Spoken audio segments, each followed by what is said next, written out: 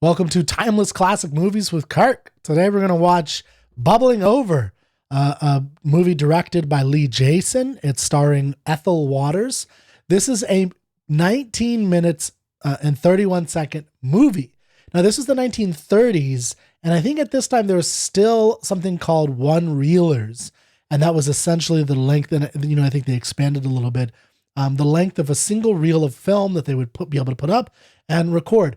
And they would, at this time, put them in front of movies, longer movies as well. So you could get like a double feature, you can get a couple of things, and they would have a whole night's entertainment. Tonight or nowadays we have Netflix, so we can binge watch something. But back then they had programmed entertainment that you would go out on a Thursday or Friday or Saturday night, or sometimes even a Sunday, although that's church day, so maybe not as much, but definitely Friday and Saturday night and go catch a flick. And this would be that. Now, this is a movie I've never seen. It's a comedy. It's, we'll see. I've read the synopsis. Basically, it's about Samson Peabody as the janitor in an apartment building where he and his wife Ethel live with a large crowd of Samson's freeloading relatives. So I don't know anything about the history of this. I'm sensing that Ethel Waters was a regular character, like a Lucille Ball type character. And she is kind of, in these situations comically all the time with Samson Peabody, her husband, the janitor, with all of his freeloading relatives. So let's check this out. It's only 19 minutes, 31 seconds. One of my purposes here is that, this is free, so you can watch the free copyright, so you can watch the entire thing. And I just want to prove to you that there is some value, and I think you would enjoy older movies. They're recorded differently. It's a different era, obviously, and there's so much, but you can learn a lot about American culture. You can learn a lot about, art of the past, and you could see, the ways that people entertain themselves that are universal, that there's some similarities I think you'll find. I haven't seen this, like I said, but my assumption is you're going to find some similarities with things today. And the shortness of it is telling as well. Okay, so let's hop into Bubbling Over and see what we are working with. 19 minutes and 30 seconds. I'm going to try not to pause or anything, and I want to see it all the way through and not interrupt, but I probably will converse once in a while. We'll see. Or maybe I'll just crack up laughing because it's just so funny. We'll see. Or maybe it's going to be utterly boring. Here comes the show, baby.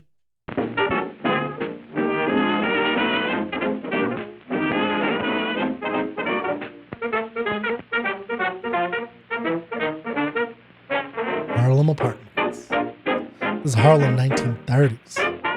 Samson Peabody.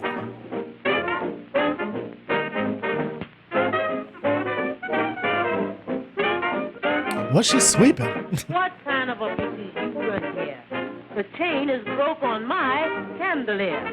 I waited for the janitor since yesterday. I'll try to get it fixed for you right away.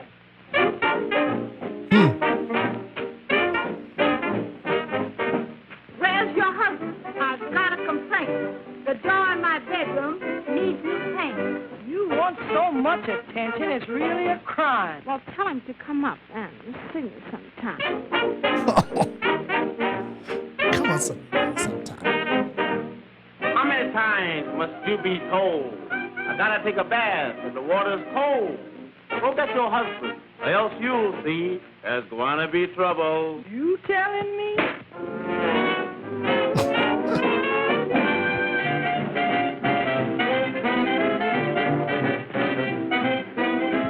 Posing like a millionaire, make believing you don't care. How you expect to get somewhere? Taking your time. What you do, you sure do late, and you always make me wait. All you do is aggravate.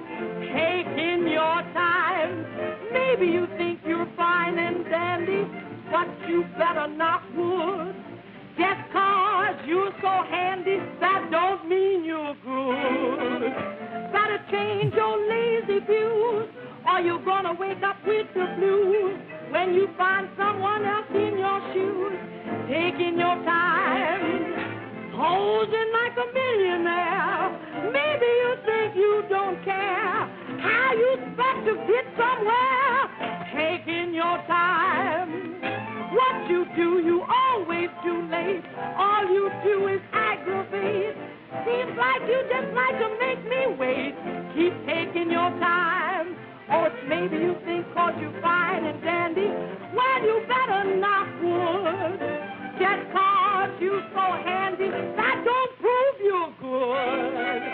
Better change them lazy views, or you're gonna wake up with the blues when you find a new one in your shoes. Take your time. Samson, get up, or you're gonna be late for your afternoon nap. If that's a sample for marriage life, I sure was glad I was just engaged. You couldn't get him up with an earthquake. Oh, no? Well, just watch me.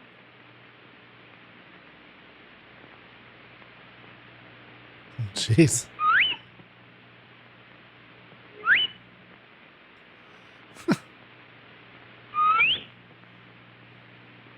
Let me try. Have that pen.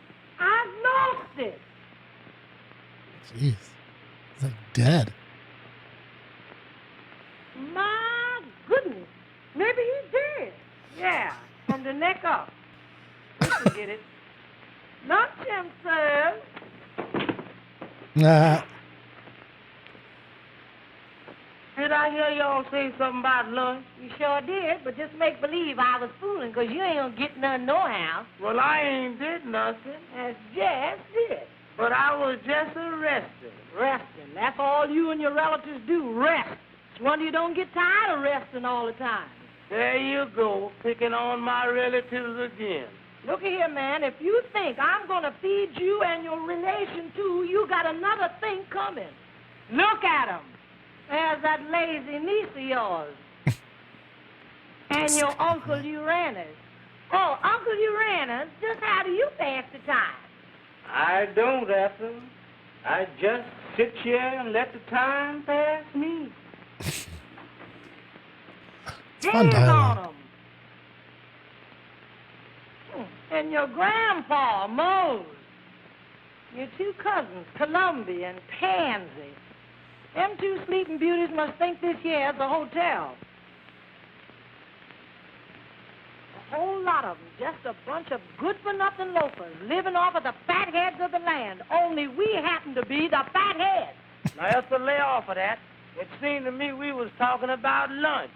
How about it? I'll starve. You is? Well, just continue on gazing in that looking glass and watch yourself starve to death. Who's that? Who's that? Me, Cousin Joe. Me. Oh, that's my good old Cousin Joe. Ain't you got nothing but relations? Ain't you got no friends? Surprise. Can I come in? You is in. How are you, Joe? Where's your baggage? Well, I ain't brought much baggage. I figure you got everything I need here. But I was scared I might get a little lonesome. So I brung my three brothers along. Come along, little doggies. Come along. Well, Cousin Joe. All right. Yeah. Just a minute. Where y'all launching off to? What is this, a quartet? Yes, I'm nothing else but. How about it, boys? On and uptown Avenue, where the welcome on the mat. You find it meant for you when you hang your hat in a Harlem flat. That's when they sort of wear white seal around your cat. You get to eat the chair when you hang your hat in a Harlem flat. Then the southern cooking starts to looking towards the dining room. Oh, what a sweet perfume. Da-da-da-da. That can make you feel as though you're a real aristocrat. They make you hate to go when you hang your hat in a Harlem flat.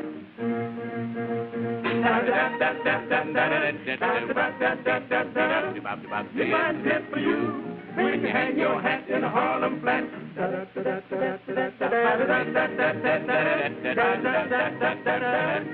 You got to need the chair when you hang your hat in a Harlem flat.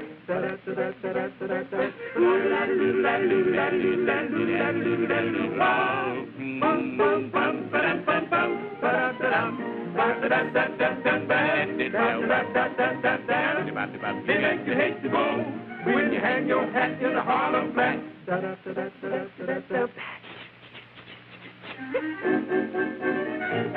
Listen, where you think y'all going? I'd like to know where my room is. Oh, you would you? Yeah, and I want a room with a southern exposure. And Cousin Ethel, if you don't mind, the doctor says I gotta have quiet, and I'd like to have my breakfast in bed. Just what you all boys do for a living before you come here? We was traveling men. Traveling men? Yes. Well, I'm going to see that you pick up where you left off. That's right. Get rid of him. Man. What's the matter? You can't do that. You can't do that to me. I'm tired of working and slaving for a bunch of good-for-nothing tramps like y'all is.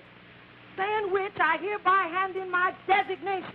From now on, somebody else around here has got to go to work. That's right. Sick of carrying him on.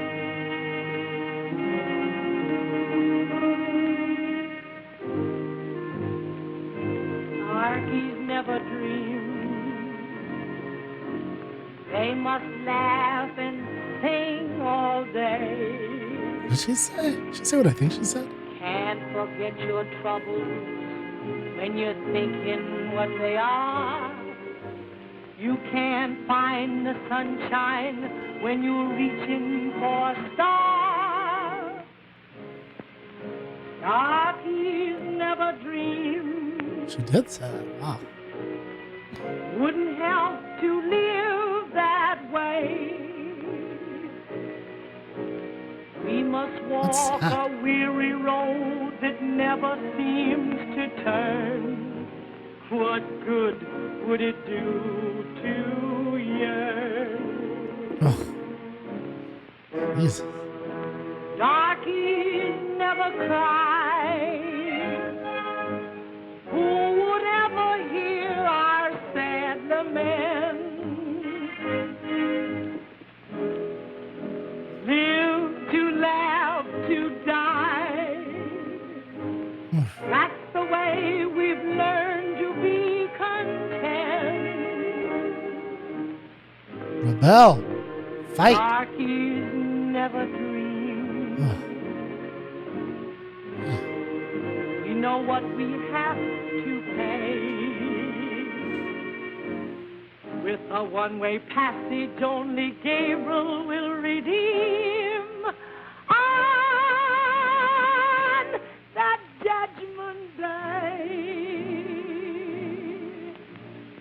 When we cross that Jordan stream, that's why darkies never dream.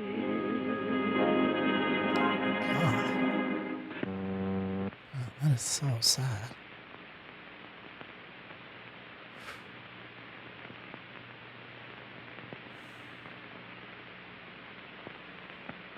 Dear nieces and nephews, I has made millions coming up to visit you and want you all to help me stand some of my dough.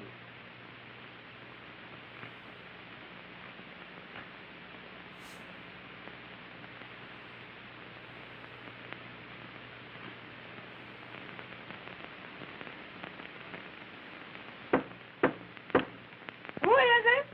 It's me, Swami Rivers, the mind reader. Sorry. Well, what's on your mind, Swami? I has been commuting with the spirits, Miss Peabody, and from certain rumors and designations, I've got some mighty fine news for you.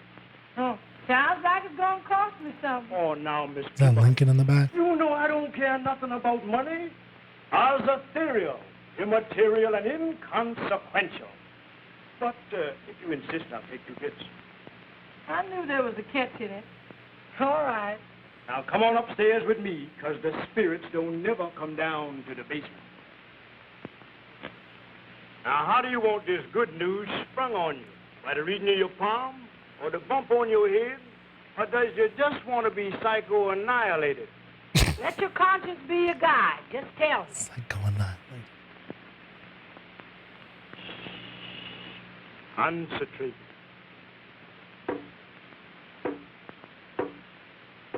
I see something distant. Don't tell me it's another relation. It's getting close. Now I know it's another relation.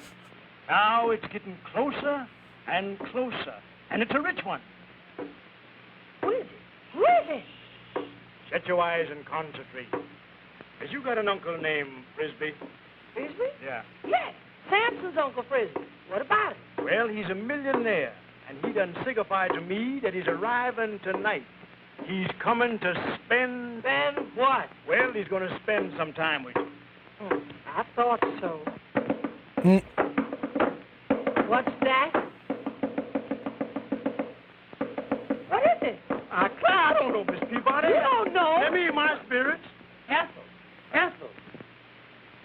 Oh, it's you, is it? Come on, honey. We is rich. I just got this phone supply from Uncle Frisbee, and he due to arrive here tonight. Swarmy, you sure is some mind reader. I sure is. Come on, baby, get busy. We got to On. give that millionaire uncle a great reception if he wants any part of his dough. Come on, let's go. Swarmy, you is a man. Oh. Gotta shine your shoes. It gets you left flying. Use a lot of stuff, put in your best stuff. Company's coming tonight. Be sure to wear a collar. No matter if it's night. Don't forget to wear brilliantine in your hair. Company is coming tonight. You can hold your chest up when you're dressed up in style. And when your suit is pressed up, you just naturally smile. And you sit at your table, forget your appetite. And if you want a drink, get it out of the sink. Company's coming tonight. I said, company's coming tonight. Well, Mr. Frisbee, there you are. You feel all right now, don't you? Oh, yes, sir. Just the same as you are. Yeah, but you ain't gonna take things that don't belong to you like you used to do. No, brother, I am all killed to that. Now, Mr. Frisbee, if you'll just sign this release paper here. Why, certainly. Uh-oh. State of silence. Hey, gentlemen. Nice guy, that Frisbee. He's harmless. The only fault with him was he used to think he was Emperor Jones. Never Uh-oh. get him back.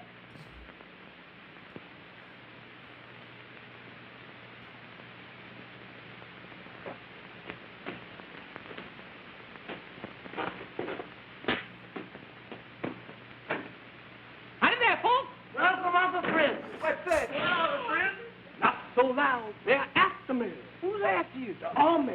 You see, they think that I'm Emperor Jones. Ah, but I fooled them. You know who I am? Who are you? I am the Emperor Jones. Wait a minute. I don't get this. Don't thank me now. You thank me later.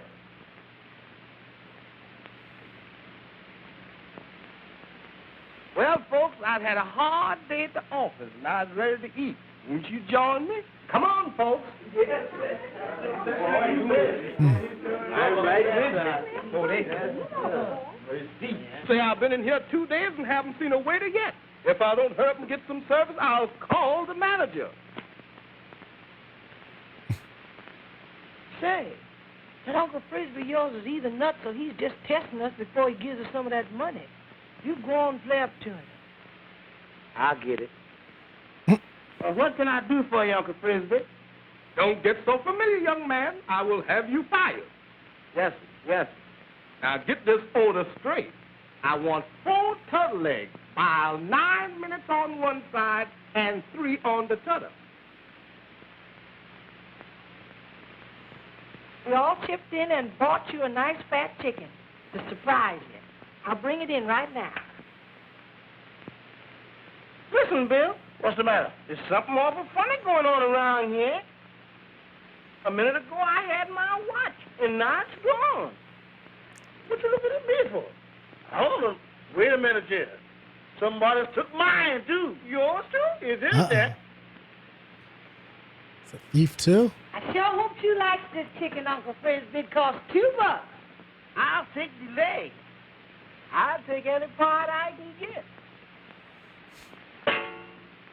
It's gone. What are we going to do? Why, it's gone. Hey, somebody got my suspenders. Everything's going around here.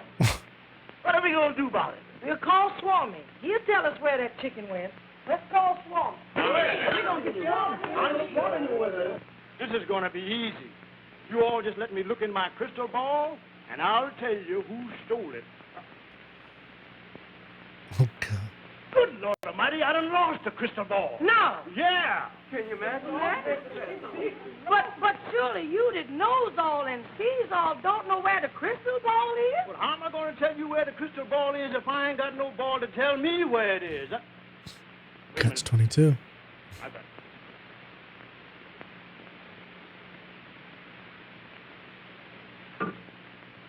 Shark, ain't it?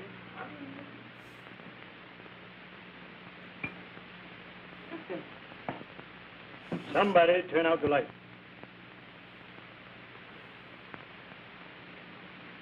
I can see St. Peter standing by the rock. I can see St. Peter standing by the rock. Better take your sins and put them all in heart. I can see St. Peter standing by the rock. Bow down, bow down, hallelujah, hallelujah. Bow down, bow down. I'm calling him to come and help his flock. I can see St. Peter standing by the rock. Bow down, hallelujah, hallelujah. Bow down, bow down, bow down. Gosh. Huh.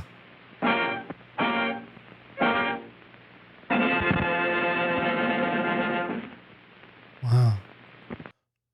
That was something. I'm trying to think like how to even process that, because that, so I mean the things that were going through my mind, like one, the main thing that I'm thinking is one of the values of watching something like this is getting a piece of Americana. And what, when we think about race relations today and their origins and their portrayal, this was probably, I don't know how famous this was or big it was, or if it's just what YouTube could get access to. I have a feeling it's not small. It, wasn't irrelevant in its time. And, so the issue, of course, is not that it's about, African Americans dealing with the troubles of life. Basically, it's a situation comedy, right? This is, I wouldn't be surprised. I mean, I don't know if sitcoms have their origin in vaudeville.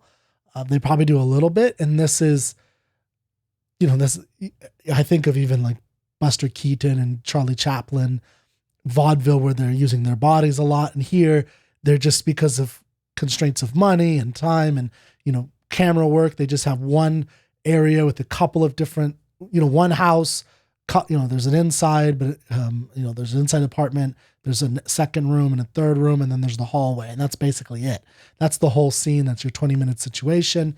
And again, if you think about situation comedy here, you have this problem. You have a good for nothing husband who has all these relatives who are mooching on this girl who's doing all the work for everybody. She's trying to, I'm very sympathetic to her. Like, she's working really hard. She's trying to get a living, but everyone around her is taking advantage of her. And so, she hopes, and so she, reaches out to a psychic who kind of, but he's a con man as well. He's also kind of out to get her. I mean, it's like all the forces are out to get this woman. That's what makes it tragic. And, what are we supposed to laugh at? I mean, we're laughing at the use of comedy and the silliness of it. Maybe that makes it easier to process. I mean, her song though, it was a sad, sad song. It was definitely a very sad song when she was saying blackies don't dream. Like, wow. I mean, again, I don't know anything about the creator, the director, Lee Jason, Leigh Leigh. I don't know who this individual is. Man. So born in 1904, no pictures. So I don't know anything about this person. But that's what I was thinking about was the way the race was portrayed. Like, this is an all black cast and it's portrayed in this weird way. Now, I did like, the music was good. The use of language was fun. Time, like, it was witty, right? Time doesn't, not like the highest wit of all time, but it was witty, right? Like, time doesn't pass me by, or I don't pass time passes me by, right? That type of thing. And then, just the whole simple, it's a simple plot of this person who comes in, bamboozles all of them, and then the only resolution is that he goes back to the asylum, and that's it. But that, again, I don't think sitcoms today are that much more sophisticated, to be honest. They're all pretty simple in their plots. And so, that's what it really made me think of it. And I have to admit, I was thinking about William Blake when she was singing her Blackies Don't Dream sequence, which, again, is something to think about, really, about what's going on with her and what's going on with the life she's leading and why she thinks she can't dream, and why is that, is that reality? Is that a perception she has? Can she not just leave and dream of something else? Is it, what forces are pulling her back? Is it just like a feeling of duty to her family? Because her family are good for nothing. It's just, get out of there, lady. I want to scream at her. Just get out. Go live your life. Just go. And this is post Civil War, so it's not like, she's a slave. She can do whatever she wants. But, I guess there's the feeling of being trapped and that has let happen to her. And again, her husband is a complete nincompoop, right? He's, what was that line? He needs to wake up to take a nap type thing. Like, she did indicate like he was a handyman and that don't mean you no good type thing. So he does do some things, but I don't know. But when she was singing the Darkies Don't Dream, again, I want you to think about that for a second. Like, that perception. I mean, this is going to an audience, not just of white people, but of black people, of both. I assume. I don't know if maybe this was in a, so this might've been like segregated South. So it might've been just for, black, black people in America at that time in the South or something. I don't know. Although it's taking place in Harlem. So it's interesting. I don't know the history of that kind of segregation. I know there was segregation. I know there were, in theaters, there was like a place for black people. There was a place for white people. And I believe even in some places in the North, though, it might've been less common, definitely in the South. But this is 1930. So there's, this is Jim Crow. This is still before the Civil Rights movement. So it's just such a piece of Americana. And I couldn't help but think of William Blake's poem. William Blake is a poet from the late 18th century. And he has a poem called The Little Black Boy in Songs of Innocence and Experience. And in Little Black Boy, it's a story about a mother who is basically telling a story. This is a slave woman in England. And she's telling a story to her little black son about why they're slaves, why there's differences, because he's asking, why are we treated differently than white people, basically. And she makes up this whole mythology. And I won't get into the whole thing because if you want to, you can go to troubadourmag.com and look up Little Black Boy by William Blake. It's a touching, harrowing, heartfelt, challenging, controversial poem that I really recommend everybody read. But it was the story that she told him that made him feel better about the differences, because it put him in alliance with God in a sense. But it it was a veiled critique of the whole situation. And when you thought about the myth that this woman, the mother, was telling her son, which was basically like, the reason you're black and the reason they're white is because you're able to bear God's love. And God is analogized to the sun. So the idea is like, the closer you are to the sun, the darker you are, the more you're able to bear his love. And that's your burden, in a sense, that you're there to shield the white people who are not capable, the little white boy who you play with, who's not capable of doing that. But when you read the words and you look over it carefully, there's a really challenging way of thinking about things, because what I think he's saying, and again, you can look at my podcast on this. What he's really saying is that, she's giving him this argument to not rebel. She's giving him a myth about why this system works, and it's okay. And this is from the mother, the black English, in England mother, slave mother at the time.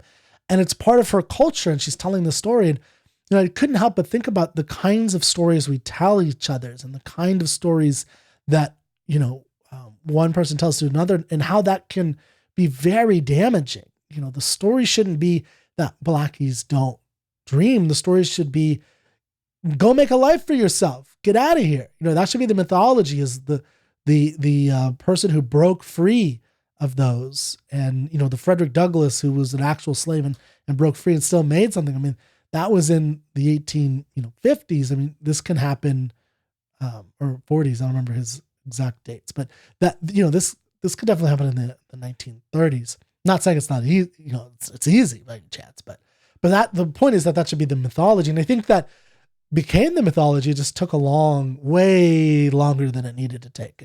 And so the question is, why did it take that long? Like, by the 1930s, this should have, racism, obviously, I'm not stupid, but I'm just saying, like, even racism was on the wane in some places, and things should have been done to continue it. And something allowed, I think, racism to percolate more in American culture. And we could see it here with some of the things. I mean, even the thing, I know a lot of people would point these types of things out today, even the thing with chicken, right? Like, that's a racist view that black people like chicken, which is ridiculous, because I love chicken. Like, who doesn't like chicken? But it's the way, I mean, you could see it here when people are sensitive to this. You could see the way, like, the crazy uncle steals a whole piece of chicken, he rips it off, and the way they spray each other's hair, and the way, like, they're making fun of it in a way. You could tell, I think, by the way they're doing it. Nothing wrong with it. I mean, I do stuff with my hair that you could easily make fun of as well. Maybe they just didn't make fun of white people's hair in the same way. And, hair, obviously my hair, but you get for the, but anyway, you can make humor out of any type of procedure, of getting ready procedure, right? Of any race. But anyway, that, it was just such a weird piece of Americana, and I'm glad I watched it, and I'm glad you watched it. I hope you got something out of it, and you saw something that you don't normally see. You hear about this stuff, and you hear about it, but you don't really look at it. You don't, like, take a moment and, like, wow, this is not that long ago. It was less than 100 years ago. My grandmother was born in, like, the 20s or something like that, right? Late 20s, 29, 30. So, she would have been live at this time. Like, that's not that crazy. Anyway, Blackies Don't Dream. Oh my God, that was so sad. That's all I gotta say. So thank you. There were some humorous things. I hope there was, there was some joy in there, but it was so dark. It was hard to, for a look at it, I didn't see it as super comedic all the time, even if some moments were. All right. So we'll do some more of this. I hope you enjoy it, and thank you for watching.